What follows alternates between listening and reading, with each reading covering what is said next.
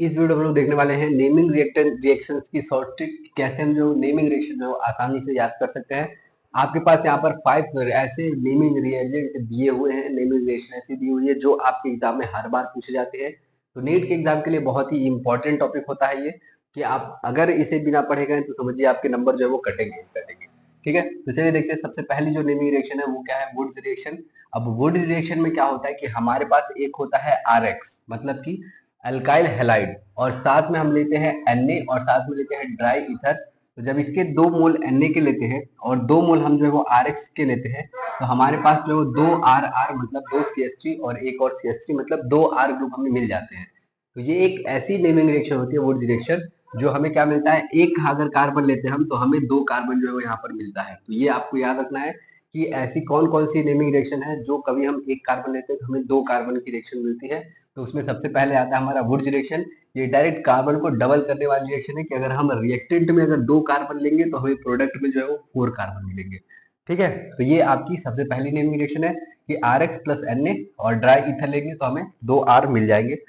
अब दूसरी होती है वुड्स फिटिक रिएक्शन। अब देखिए, जैसे ये हमारी एल्काइल हैलाइड में होती है, तो वैसे ही ये जो है वो आपकी एराइल हैलाइड में होती है। एराइल मतलब बेंजीन के ऊपर अगर एक्स ग्रुप लगा हुआ है और उसके साथ में हमारे पास 2 Na है और ड्राई ईथर लिया है, तो हमारे पास 2 बेंजीन मिल जाएगा।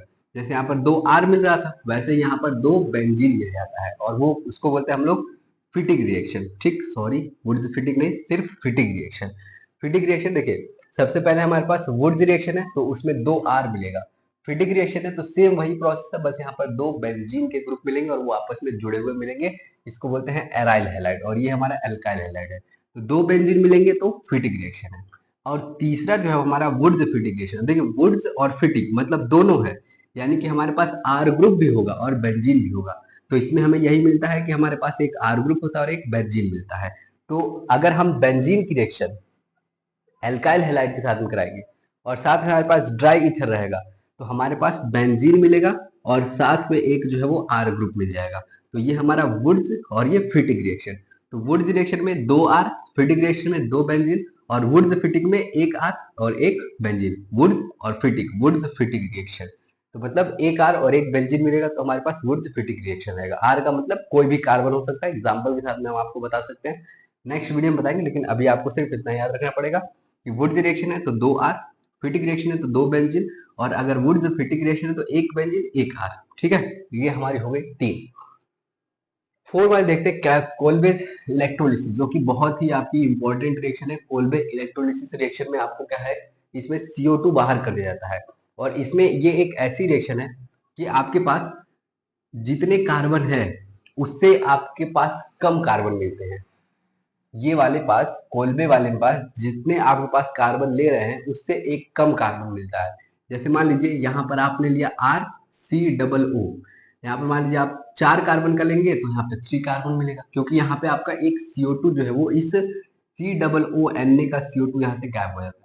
तो कोलबे कोलबे में क्या होता है कि आपके पास होता है एक सोडियम एसिटेट, कोई R ग्रुप है, COO है, Na है, RCOONA, रकुना, RCOONA, और वाटर लेते हैं और साथ में उसका इलेक्ट्रोलिसिस करवाते हैं, तो हमें आर आर मतलब 2 आर मिलता है, एक NaOH मिलता है, एक हाइड्रोजन मिलता है और एक कार्बन डाइऑक्साइड मिलता है।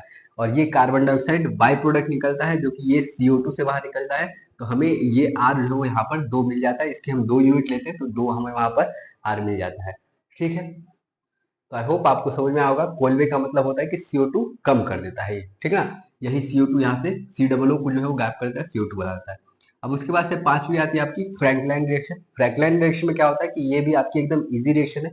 इसमें भी हमें 2 आर ही मिलता है, एल्केन ही मिलता है, लेकिन हमारे पास क्या होता है, 2 RX होता है हमारे पास। 2 RX देखिए, एक RX एक RX, और यहाँ से ये Zn के साथ में ZnCl2, ऐसे एग्जांपल में अगर आपको बताएं तो RnCl प्लस में Zn, फिर प्लस में Cl और ये R, तो हमें यहाँ पर मिल जाएगा 2 R मिल जाएगा, और प्लस में R की जगह पे आप चाहे तो CH3 ले सकते हैं, यहाँ भी आप CH3 ले सकते हैं, तो हमें यहाँ पर 2 CH3 मिल जाएगा, मतलब CH3 और ये CH3, और फिर यहाँ पर बन जाएगा ZnCl2, ये बाहर बाहर निकल जाएगा, और जो है वो आपके 2 CH3 जो है आपके मिल जाएंगे। ठीक है, तो आपके सामने RX और Zn दिया है, तो ये फ्रैंकलाइन रिएक्शन है, जो हमें 2 R मिलता है और ZnX2 मतलब ZnCl2 हमारा बाहर चला जाता है। ठीक है, एक बार फिर से देख लीजिए, वुड्स रिएक्शन में 2 R, फिटिक रिएक्शन में 2 बेंजीन, वुड्स फिटिक में 1 बेंजीन और 1 R, कोलबे में CO2 बाहर निकलेगा, RR बचेगा, RCWN कहीं भी दिखे, इलेक्ट्रोलिसिस दिखे, कोलबे इलेक्ट्रोलिसिस, CO2 बाहर कर दीजिए।